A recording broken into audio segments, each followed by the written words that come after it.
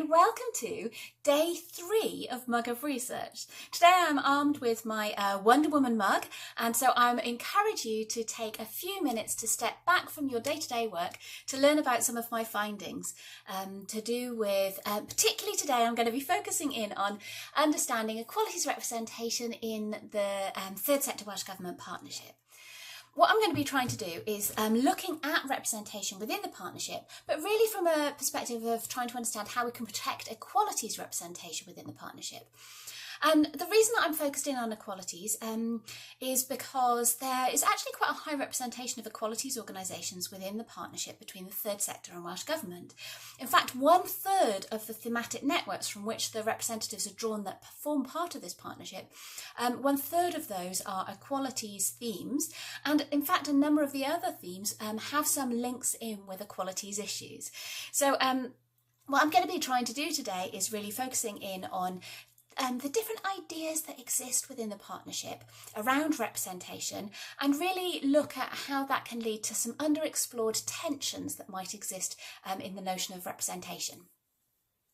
Okay, I'm going to start by recognising that actually the existing representatives of the partnership, their position is somewhat threatened by some current discourses that are taking place, which really talk about the importance of reaching out to groups that some people within the partnership felt were being excluded. So there was a sense that there were groups that were excluded, and this was very often related to this notion of regional representation. So bearing in mind that the representatives are drawn from thematic networks, it's interesting that this kind of notion of geographical representation is somehow being brought into play. There was a real sense of within the discourses from the interviews, across the interviews with Welsh Government and third sector, but particularly within Welsh Government, that actually we might be losing something in terms of territorial representation. So there was a particular idea that maybe what we needed was more localised representation. And in fact, that notion of localised representation and how it might be lacking within the partnership was seen both with interviews in the third sector, within the equality sector, and from WCVA and Welsh Government itself. Now there was a second, that was fairly prevalent, this notion that we need to get in more localised, smaller grassroots organisations. But there was a second set of discourses that was also taking place that was around the fact that actually, although we've got this thematic networks, that there might be some failure to really have economic inequality being represented within the partnership. So this whole notion of economic deprivation is interesting within Wales. Certainly within Welsh Government there's been a history of economic deprivation and poverty being tackled through real analysis of where economic inequality exists within Wales geographically, and that was particularly associated with the now gone Communities First programme, which was seen as the leading anti-poverty programme for Wales. And so you can see how economic deprivation has really become associated within the discourses within Wales with this kind of notion of geographical representation. And certainly when there was a sense that that there was a failure to engage the localised organisations and the smaller organisations, this was kind of coupled as well with this idea that there was a failure to engage those organisations that had low resources.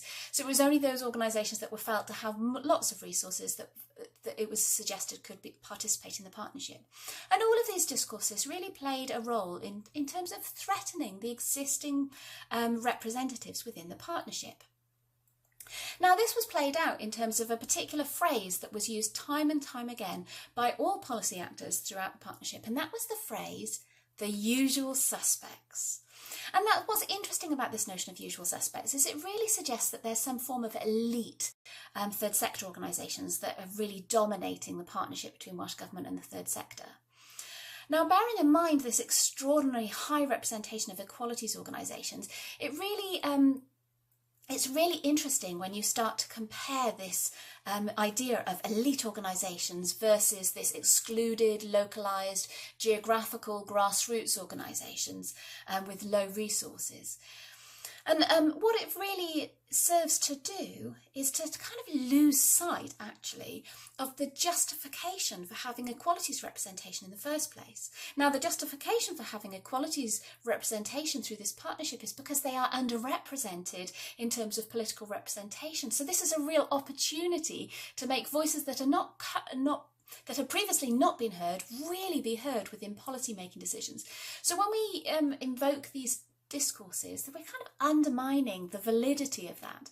And what's worrying is that equalities organisations, when I was interviewing them, they were just as likely to use the phrase the usual suspects in relation to themselves as Welsh Government or WCVA. So there we can see that the equalities organisations are kind of unwittingly being complicit in undermining their position within the partnership.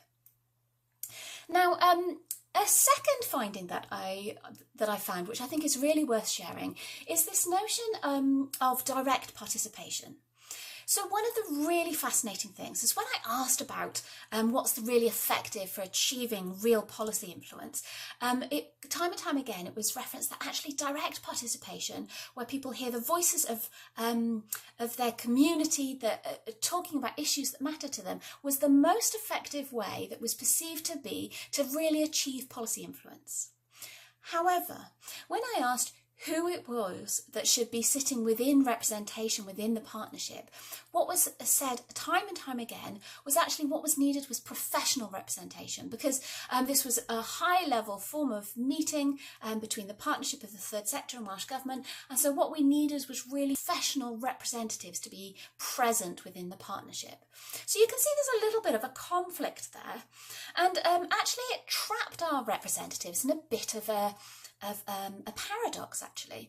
One of the things that would be said about the professional expert representatives that were brought in to the partnership was actually they were described as not really being real people.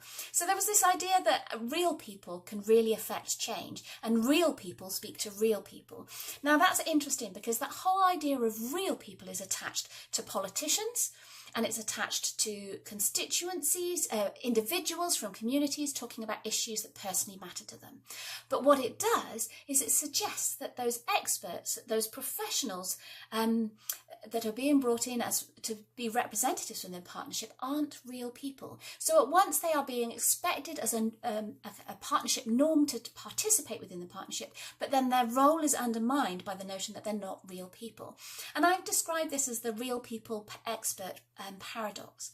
What's interesting as well is that this whole idea really neglects to recognise that in many cases, particularly with equalities organisations, the equalities representative actually belongs to the group that they represent. This is called descriptive representation, and in suggesting that they're not real people, you're really neglecting to recognise the high proportion of equalities representatives that are from a descriptive representative background, and therefore can both be real members of the constituency from which they represent, as well as being professional experts.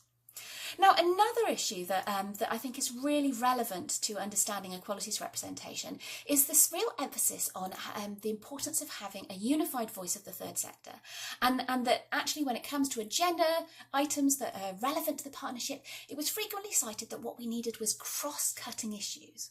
Now, this is of concern for equalities organisations because what that really does is suggest that if you're only interested in cross-cutting issues that are relevant for the whole third sector, then you lose sight of the equalities issues that are important to equalities organisations. In fact, what you really do is lose sight of the issues for each of the representatives that have been selected according to each of the different themes. So really, you're really undermining the very structure of the partnership. If you have a partnership that's based on a thematic structure, then to suggest that the only issues they can bring are third sector issues, which are cross-cutting to all third sector, then you're really stopping the themes, the key issues that are important to each of those themes from arising within the partnership. And this was a particularly crazy idea when you bear in mind there was some sense that it's not appropriate to bring up third sector issues if it's specifically about funding. So it leaves very few issues that the third sector can agree on that should be considered to be cross-cutting issues to be taken forward in partnership meetings. So finally, I'm going to move on to the idea of competition. Because there were two notions of competition that my analysis really revealed. And one idea of competition was that there might be competition between representatives within the partnership in order to get an item on the agenda. And this tended to happen in a kind of backroom place because they had these pre-planning meetings. So there was competition between those different groups to agree which issues should be on the agenda of the partnership. However, that was fairly well accepted to be acceptable and part of a pluralist democracy to have that kind of competition.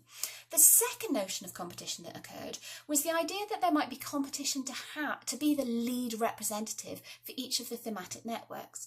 Now, this notion of competition was deemed to be much more divisive.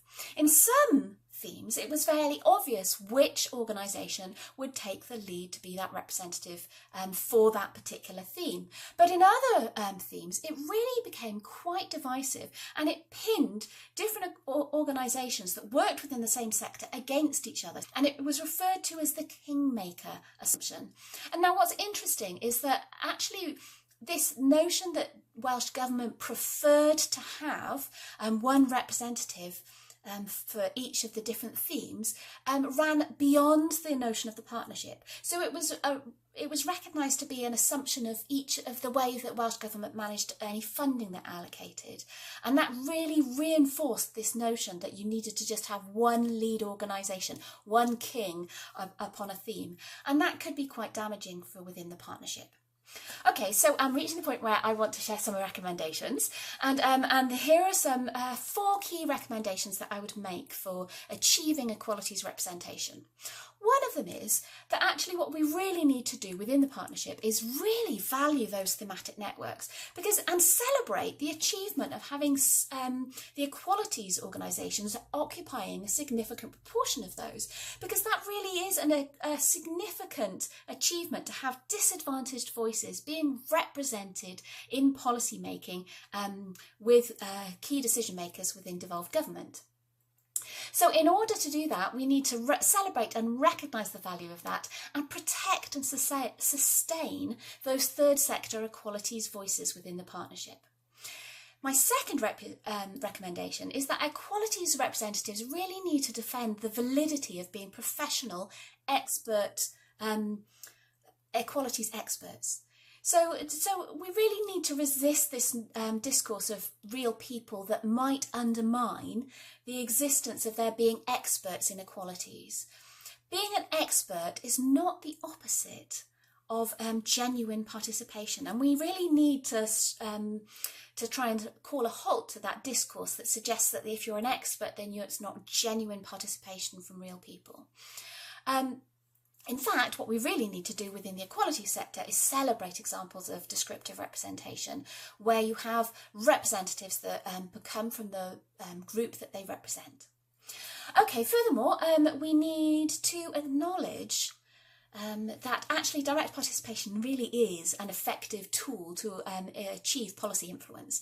And in that case, it's well worth the partnership having a little reflection of how it can build into its mechanisms a chance for direct participation from constituency beyond the representatives to really have a voice to influence policy with the politicians. So really start to take a step back and think about how that could be built into the system.